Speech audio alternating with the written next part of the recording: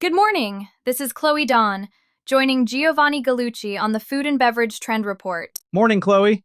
Three big stories this week, and every one of them lands on a small brand P&L the day it lands on a press release. First, the FDA synthetic dye phase-out. The biggest reformulation cycle CPG has seen since trans fats. Second, a $1.1 billion acquisition the consumer press missed entirely, and what it says about how big food is actually buying the clean label trend. Third, Marks & Spencer just put the ingredient list on the front of the pack, and the rest of grocery has 18 months to follow. Real specifics, no jargon. Let's go. Open on the biggest CPG reformulation cycle in 20 years. Most operators are still treating it like a press release. FDA and HHS confirmed the phase-out of 6 petroleum-based synthetic dyes by the end of 2026. Red 3 is already banned. General Mills is pulling certified color additives from all U.S. cereals by summer. Campbell's committed to eliminating synthetic colors by the second half of the year. Kraft Heinz says 90% of its U.S. portfolio is already free of synthetic dyes. So that's the floor of the cereal aisle, the soup aisle, and the kids' snack aisle inside 12 months. And the natural color side has been waiting on FDA approvals for a decade. Galdieria extract blue, butterfly pea flour, calcium phosphate, all approved. The natural pigment business has its moment. Here is where I want to push because the headline reads like a win for clean label brands. It is only a win for the ones who did the work early. Push. If you launched in 2024 with no synthetic dyes, you have 18 months where the legacy guys are reformulating in public and you are not. The Kraft Heinz line, about 90% of their portfolio being dye-free, quietly reframes the other 10% as the SKUs they could not fix. That 10% is the cooler door opening on shelf. Sub it. Do not let the giant take the credit and the dollar in the same quarter. And the brands going the other way, the ones built around bright color, candy, freezer aisle, kids' yogurt, are not just changing a recipe. They are changing the look of the pack. Color drives shelf identification for the under-8 shopper, and that shopper is who pulls mom into the aisle. The brand that figures out a natural color identity first owns the next 10 years of that aisle. There is a real first-mover trophy on the table. One flag. Greenwashing the natural color story gets punished fast. If your launch claim is butterfly pea blue and the deck is actually a stabilizer blend, the FDA, Reddit, and the trade press all find that out in the same week. Show the pigment supplier. Show the certificate of analysis. Show the work. 3 things to do this week. 1. Audit every SKU you sell with a synthetic dye on the deck. Anything not reformulated by Q3 needs a reformulation budget and a print run kill date this week. The deadline is not moving. 2. If you already launched dye-free, publish a one-page receipt. Pigment supplier, source, lab data. Pin it on the site and run it on a reel before the legacy brands repaint themselves and try to claim the same lane. 3. Hunt for the 10% gap inside Kraft Heinz, General Mills, Campbell's. Whichever SKU did not make the reformulation list is the opening for an indie. Find it on the shelf this week and pitch the buyer against it. Second story. Refresco closed a $1.1 billion acquisition of SunOpta this quarter. If you do not work in ingredient supply, you may have missed it. You shouldn't have. SunOpta is not a household brand. It's the plant-based contract manufacturer and ingredient supplier sitting behind oat milk, almond milk, and protein beverages on shelves at Whole Foods, Sprouts, and every major grocer. Refresco didn't chase a logo. They locked down the supply. And it's the second one in 60 days. Laird Superfood closed a $38.5 million acquisition of Navitas Organics in March. Same shape.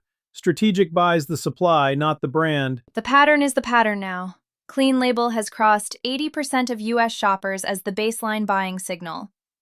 2/3 say the claim is what moves the purchase. So the bottleneck for any strategic isn't the front label. It is the ingredient room. Whoever owns the protein, the pigment, the prebiotic supply, owns the next 10 years of new launches. And that rewrites the founder math. For 10 years, the indie playbook was build the brand, build the audience, take the exit at the brand acquired level. The new playbook is different. Push. The new playbook is the highest value asset a clean label brand can build is a defensible supply chain. Your co-packer, your ingredient relationships, your supplier roster. If your supply roster is the same list every other indie founder uses, the strategic does not buy you.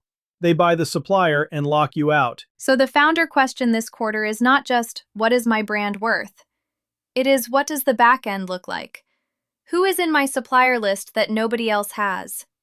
Where does my recipe break if someone else gets there first? Second piece. Functional formulation is getting harder. Adaptogens, nootropics, prebiotic stacks, multi-benefit beverages. Landing 6 claims on one can in a way the FDA does not kill is not trivial. The strategics know that. They are buying the people who can do that work. If you have a formulator who can stack functional benefits in a can, that person is worth more than your CMO. Cover them like a key person policy. 3 moves. 1. Map every ingredient supplier on your deck. Anywhere you share a co-packer with 3 other brands on shelf is a vulnerability. Diversify off it this quarter. 2.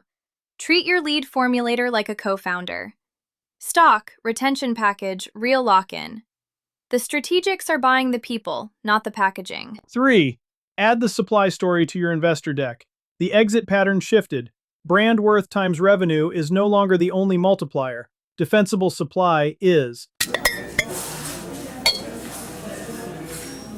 Third story. Marks & Spencer just moved its short ingredient list to the front of the pack. Treated the ingredient deck like marketing copy, not legal copy. Every M&S private label SKU with under 10 ingredients puts that list on the front panel now, in readable type above the marketing claim. The structural move says the back panel is the product, the front panel is just a cover. The retailer is reading the room. UPF backlash is no longer a wellness blogger conversation. Joe Wicks's documentary, The FDA Dye Phase-Out. 7 U.S. states restricting ingredients in school lunches this year. The asymmetric risk flipped. Hiding the ingredient list is more dangerous than showing it. That is the inversion every CPG founder has to internalize this week. And here is the operator move sitting on top of it. Count your ingredients out loud. If the number you say is over 10, you do not have a marketing problem. You have a reformulation problem. No amount of front-of-pack copy saves a 23-ingredient stack. The 2026 front panel hierarchy is product name on top, ingredient count and short list in the middle, brand mark at the bottom. That is the inversion. The legacy hierarchy puts the brand mark at the top and buries the ingredients on the back. The natural channel already rewrote this. M&S did it first. Whole Foods private label follows within 90 days. Every challenger brand in the natural channel inside 18 months. Every legacy CPG that does not is losing shelf to private label by 2028. Pushback. Are the indies actually ahead? The smallest brands are ahead because they were built with short decks already. The mid-size brands are the most at risk. They have enough scale to make reformulation expensive, but not enough audience leverage to ride out a launch with a long deck. That middle band is where the next 2 years of distress lands. So the legacy giants reformulate under regulatory pressure. The indies were already there. The mid-size brand has to decide this quarter whether to cut SKUs, simplify formulas, or get rolled up. 3 things before Friday. 1.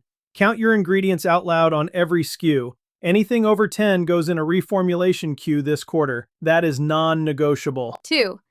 Redesign your front panel hierarchy. Product name on top, ingredient count and short list in the middle, brand mark at the bottom. If your count is under 10, you have a marketing weapon you are not using. 3. Stop hiding the back panel in your videos. Show the deck in the first 3 seconds. The audience in 2026 is not impressed by your hero shot. They are impressed by the count. That's the report for this Wednesday. The Food and Beverage Trend Report is the weekly deep dive on clean label CPG, ingredient stories, and shelf-level execution from the operator angle. Produced by Giovanni Gallucci.